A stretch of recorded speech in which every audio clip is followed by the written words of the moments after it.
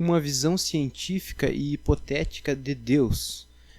Aqui não é para falar em Deus em termos religiosos, que talvez essa visão científica de Deus seja algo que científica, hipotética e meio teoria da conspiração um pouquinho. Porque o que eu quero dizer é o seguinte, que talvez não discorde tanto assim das religiões ou de qualquer religião, quanto as pessoas pensam que vai discordar. Talvez ao analisar a grande maioria das religiões, a visão que eles têm de Deus seja muito mais parecida com o que eu vou falar do que realmente parece à primeira vista.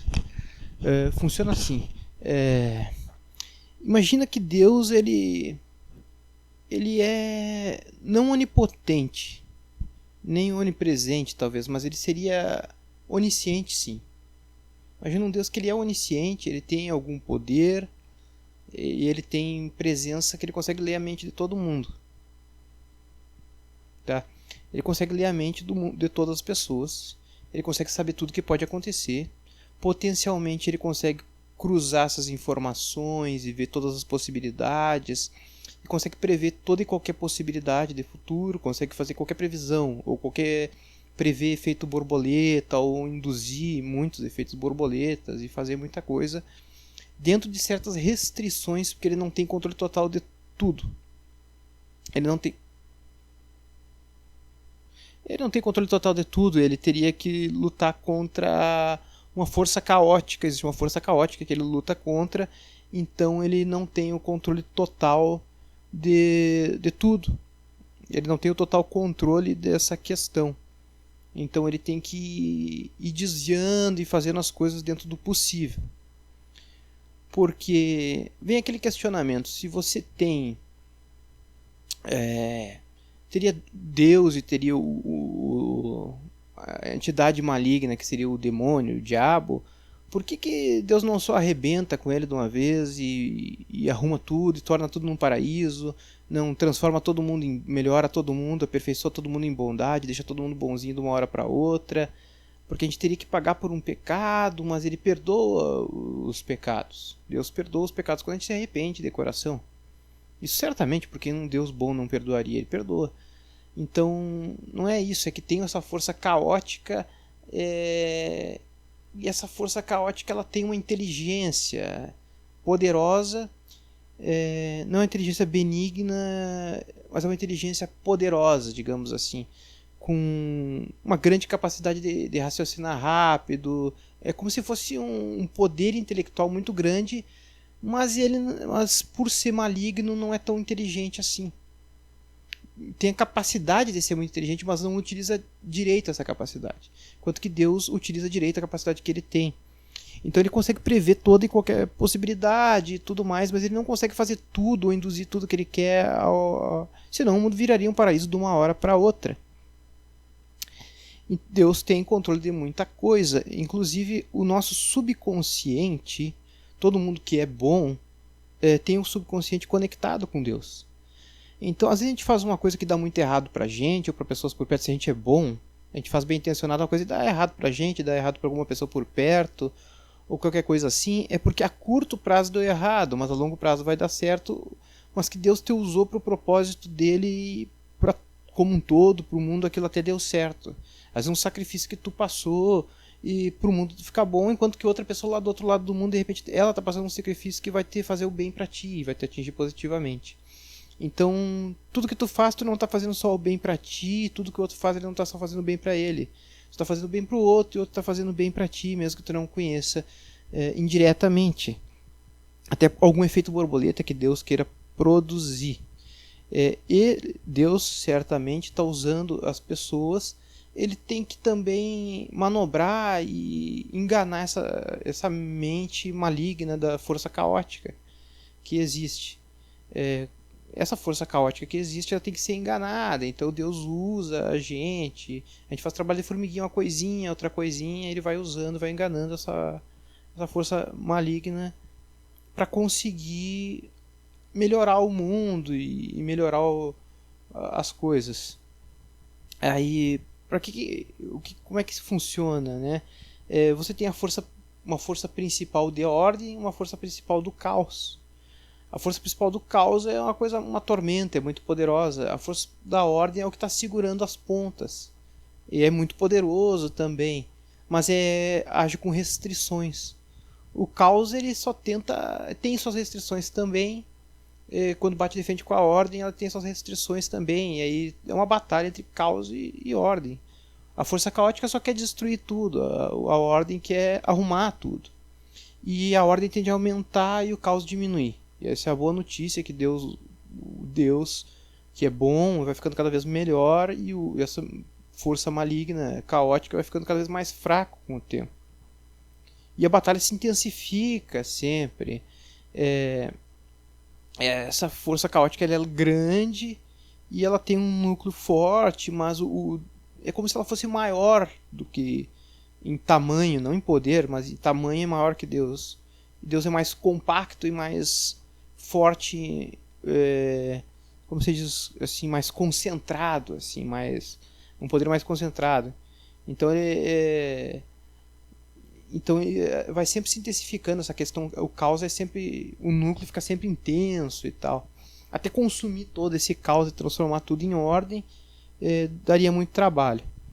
Então o que Deus consegue fazer, por exemplo, que a gente não consegue? Coisas de uma complexidade absurda. O mundo tem algumas coisas de extrema complexidade que a gente tenta explicar, os cientistas explicam, e é uma teoria que parece se encaixar perfeitamente. Eu vou fazer uma analogia safada até para explicar uma situação. Imagina que antigamente muitas pessoas acreditavam que a Lua era como se fosse como se fosse uma moeda, né? Era plana, assim, e ela ia girando. E aquela teoria, ela parece se encaixar perfeitamente com as fases da Lua. Fica direitinho. E na época as pessoas achavam que podia ser isso mesmo. Era difícil saber que não fosse isso, né? Com a análise mais detalhada, talvez eles perceberiam, mas à primeira vista parecia uma explicação muito boa para a questão das fases da Lua. Podia ser como se fosse uma moeda, né? Fosse chata, fosse plana e ela fosse girando, né? Essa moeda.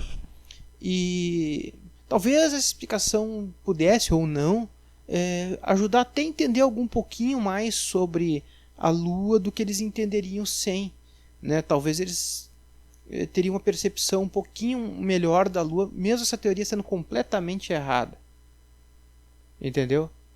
Porque ela se encaixa, entendeu, com as alterações da aparência da Lua. As fases da Lua mudam a aparência dela. Então o cara conseguia mais ou menos ficar prestando atenção naquilo de uma maneira um pouco melhor, talvez, na aparência da Lua, pensando que ela fosse como uma moeda que vai girando e tal. O que eu quero dizer? Uma teoria científica que tenta... Algumas coisas são de infinita complexidade na existência que é impossível para nós explicar. Todos nós, junto com a melhor inteligência artificial do mundo, daqui a 1000 anos não conseguiríamos explicar as coisas da mais alta complexidade. Deus consegue explicar essas coisas da mais alta complexidade, não para nós, mas para si mesmo só. Ele consegue entender isso, entendeu? Ele não consegue explicar. A gente não consegue entender. É impossível a gente entender certas coisas. Aí essas coisas da extrema complexidade, um cientista vai lá e cria uma teoria que parece muito boa. Tu pensa assim, não tem nada errado. É que nem o cara que via a Lua e pensava que ela era como se fosse uma moeda que ia girando. Ele pensava, não tem nada errado, está perfeito, se encaixa perfeitamente, não vejo nada de errado nisso. Só que as teorias científicas hoje são muito complexas, então tu consegue até fazer um uso da teoria e do entendimento que ela traz. Tu consegue ter um uso prático e às vezes até um ganho, mesmo a teoria não estando correta, né? E tem muitas teorias que depois ficam obsoletas também. Algumas coisas que a gente tenta explicar, aí, sei lá, por exemplo, eu vou te dizer, muita gente vai dizer que isso é muito simples, que tem a teoria muito boa que explica perfeitamente. Tu acredita que uma pessoa pesa 200 quilos, ela consegue... Imagina que ela levanta a perna direita e fica só na perna esquerda. E ela levanta o pé e fica só na pontinha dos dedos do pé esquerdo. Todos os 200 quilos dela. Isso ela consegue fazer. Tem aquele exercício na academia que tu bota um peso enorme, tu levanta só com a pontinha dos dedos do pé. Então esses 200 kg tu levanta com os dedos do pé. Tu consegue levantar 200 kg só com o braço direito? É difícil, né? 200 kg só com o braço direito. Talvez com os dois, se for muito forte. Mas tu levanta, tá? Não, tudo bem, tem toda uma questão ali e tal que ajuda muito a explicar. E aí explica boa parte da questão, mas não explica por completo toda a força que tem nos dedinhos do pé esquerdo. Tu vê que fica mais nos dedos pequenos, né? O peso, o dedo grande do pé fica com um pouquinho do peso só. E os outros dedos ficam com quase todo o peso, se tu estiver te equilibrando, né? Do teu corpo. Se tu tiver 200 kg, tu consegue fazer. Talvez não consiga com 200 kg, mas provavelmente consegue. Eu acredito que consegue 150, talvez. Não sei. Mas consegue uma quantidade de peso muito grande. E isso os cientistas explicam, mas essa explicação não é suficiente. Não é suficiente de jeito nenhum. As carninhas ali, os tendãozinhos, os ossinhos do dedo ali, não era para conseguir levantar todo esse peso, não. De jeito nenhum. Isso é um absurdo. Não tem explicação para isso. Só Deus consegue explicar isso. Só uma inteligência total que sabe tudo vai conseguir explicar isso. E na verdade não consegue explicar porque a gente não consegue entender, mas ele consegue entender. O funcionamento do vento, né? A teoria de que o pássaro ele voa com as asas abertas no vento, como se ele estivesse surfando no ar. Por exemplo, o vento, né? Vem um vento, leva uma folha de papel, fica fazendo volta, vai lá em cima, desce. Então a teoria é de que o vento ele cria esses túneis, essa questão toda do ar, tem várias características no pássaro, que ele consegue ficar com as asas abertas, e ele faz uma grande volta no ar sem mexer as asas. Um pássaro maior, ele faz uma grande volta, você vai subindo, subindo, ele não fica descendo, ele vai, como se fosse uma asa delta, mas fica subindo, subindo, subindo, faz uma volta enorme, enorme, enorme, enorme. E vai sempre subindo. E faz uma volta enorme e não bate as asas, um pássaro grande. Como é que funciona isso? Tem teorias que explicam isso até. Sim, mas e como é que o vento faz isso e tal? Tem teorias, mas tu pensa que essa teoria é perfeita, explica tudo, e ela não é perfeita, ela não explica tudo, não. Tem a ver com a coisa real que acontece, mas ela não explica por completo, não vai explicar por completo isso, não é tão simples quanto parece. Aí o cara pensa assim, como é que eu penso que isso é idiota, né? Não é. Olha só, um pássaro, quando ele mexe as patinhas dele ali, a velocidade que um pássaro se move caminhando ali, com os pezinhos dele, a velocidade das patinhas dele. Aquilo dali não dá para explicar de verdade, não. É mais fácil de explicar uma barata, ela é muito rápida o movimento das pernas dela. Isso é muito mais fácil de explicar. As patinhas do passarinho é mais difícil. Talvez um médico entendesse melhor o que eu estou dizendo, talvez concordasse melhor comigo.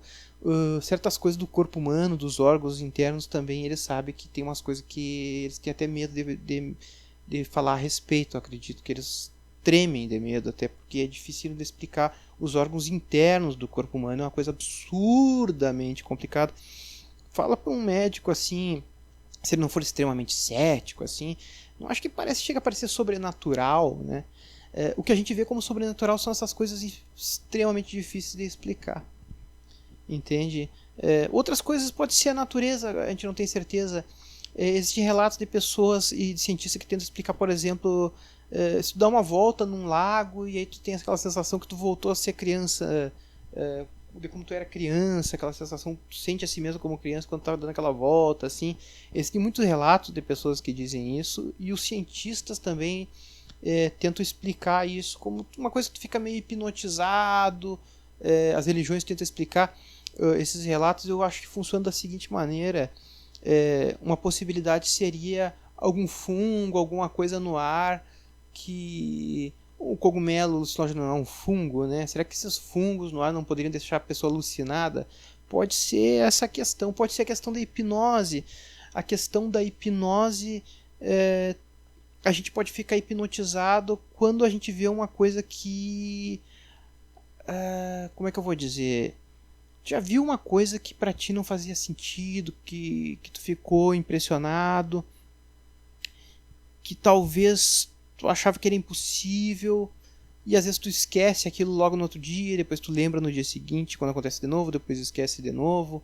porque tu não podia saber de algo e o teu subconsciente percebia que alguma coisa ia dar errado se tu soubesse daquilo e fazia tu esquecer para não dar errado. O subconsciente da gente é muito poderoso. E eu tenho a crença de que o subconsciente da gente é conectado com Deus, todo mundo. E aí, assim que Deus age através de todos. Então, quando Deus percebe que é bom para ti, que é necessário tu esquecer daquilo, daquela situação, ou quando é para não algo ruim acontecer, ele faz com que tu esqueça. Então, assim, tu é capaz de esquecer várias e várias coisas e depois lembrar de novo, que é o que chamam de bloquear. Que as pessoas chamam de bloqueou, né? Algumas memórias elas voltam depois quando Deus percebe que é bom que elas voltem, elas podem voltar. Quando tem uma vontade extrema de fazer uma coisa, se tu é uma pessoa bem intencionada e está bem intencionado, geralmente é porque Deus está querendo muito que tu faça aquilo. Quando te dá um desânimo extremo, é porque geralmente Deus está te avisando que é uma coisa que talvez não valha muito a pena e tal. E de repente ele até quer que tu faça e tal, mas ele está te mostrando que talvez não é tão boa ideia. Quando bate aquele desânimo extremo, assim, né? Aí tem aquelas coisas que o pessoal fala de não, como não procrastinar e todas essas coisas. Tem a ver, mas o pessoal acaba misturando e confundindo com essas questões também e criando bagunça às vezes na mente da pessoa, porque às vezes o desânimo da pessoa é para ela fazer outra coisa, ela não sabe o que ela tem que fazer, ela acha que tem que fazer uma coisa e não é aquilo, e ela fica com desânimo, ela tem que procurar a coisa que é para ela fazer, ela procura, ela acha que a coisa que é para ela fazer, ela dá ânimo de ela fazer aquilo. Não estou dizendo que todo desânimo é isso. Não, o desânimo se dá por questões químicas do corpo, se dá por cansaço, se dá por várias coisas. O ânimo também, entendeu? O ânimo e o desânimo tem isso. Mas eu falo naquele ânimo, aquela vontade. Imagina tu tá desanimado, tu tá cansado, mas tu tá com vontade de fazer uma coisa mesmo assim. Aí é Deus tá dizendo pra te fazer mesmo assim, entendeu? Às vezes tu tá animado, tá tudo, mas não quer fazer de jeito nenhum. Tu dá um desânimo, uma coisa daquilo, entendeu? Tu tá animado com tudo, mas tu tá com desânimo daquela coisa, entendeu? Daí tu vê que não é aquilo mesmo, a tua cabeça tá te dizendo para não fazer às vezes. Tem que saber diferenciar o desânimo que eu digo do corpo, do cansaço, de todas as outras coisas, com o desânimo psicológico e com esse desânimo que é Deus não tá querendo que tu faça, é com aquele ânimo que às vezes é Deus querendo que tu faça aquilo. Então Deus ele tá controlando as pessoas nessas direções. Entendeu? Então, uma pessoa boa, bem intencionada, Deus te usa para o bem e vai surtir resultado no que tu fizer. E se tu for uma pessoa boa e agir de acordo com o que Deus quer, Deus te dá um karma positivo, que as coisas tendem a dar naturalmente mais. Tende a ter mais sorte nos detalhes das coisas, em vários aspectos da tua vida. Não que tu não vai ter coisa errada, não vai dar nada errado, não que tu não vai dar nenhum azar. Você pode dar um azarão mesmo assim, mas em termos gerais, em muitos aspectos, tu tende a ter uma sorte. As coisas tendem a dar certo naquilo, né? Nas coisas que tu se importa, nas coisas que é bom pra ti.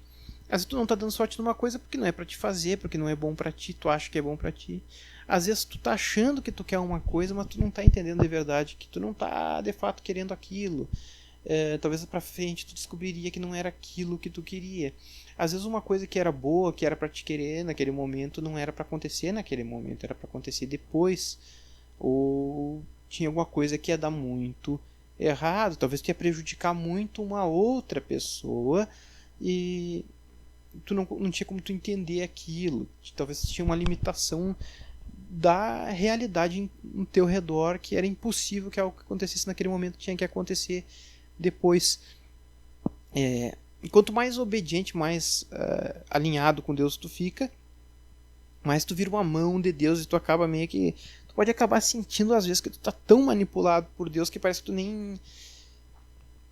não tem tanto domínio de si próprio, parece que tu só tá obedecendo a Deus. E isso é bom, né? Mas a gente fica sentindo às vezes um pouco mais que a gente perde o controle de si mesmo. Mas quando a gente toma o controle de si mesmo de uma maneira muito forte, a gente acaba